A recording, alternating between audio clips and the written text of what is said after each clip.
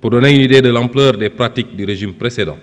le ministère en charge de la fonction publique a recensé environ 29 000 contractuels recrutés en marge de la réglementation en vigueur. De même, pour marquer une rupture nette dans le sens de la bonne gouvernance, le président de la République, le Premier ministre et l'ensemble des membres du gouvernement ont procédé à la déclaration de leur patrimoine dans les délais fixés. Enfin, de graves scandales ont été décelés dans la gestion foncière, qu'il s'agisse de l'occupation du domaine public maritime ou de l'accaparement de terres sans commune mesure par des privés et des sociétés civiles immobilières écrans, au niveau des lotissements des zones foncières, effectuées notamment à Dakar, à Thiès, en particulier à Mbourkat. De manière plus grave et répréhensible, il est à noter de la prévarication et de la privatisation du patrimoine foncier et bâti de l'État. Pour rester dans ce registre de la bonne gouvernance,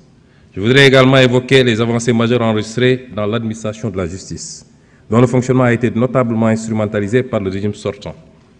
Une des réalisations majeures dans ce domaine au cours des 8 derniers mois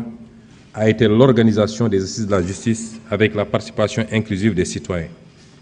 Les autres réalisations ou initiatives lancées ont trait à la protection des lanceurs d'alerte, la modernisation de l'administration pénitentiaire et la prise en charge judiciaire des dossiers des victimes de la période préélectorale. À cet effet, en plus de l'inscription budgétaire de crédits destinés aux victimes, il sera proposé à votre auguste Assemblée, dans les semaines à venir, un projet de loi rapportant la loi d'amnistie votée le 6 mars 2024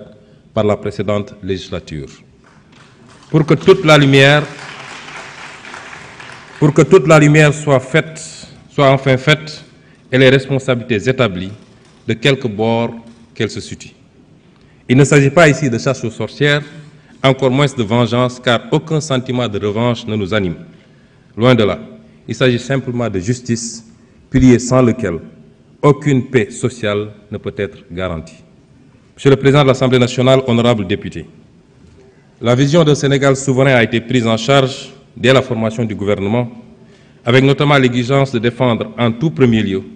les intérêts du Sénégal et de ne plus jamais nous laisser dicter notre conduite dans la gestion des affaires publiques et la défense du citoyen sénégalais. Il en est pour preuve les positions ouvertement affichées par Monsieur le Président de la République dans les instances internationales, que ce soit à la tribune des Nations Unies, au Forum mondial pour la souveraineté et l'innovation vaccinale,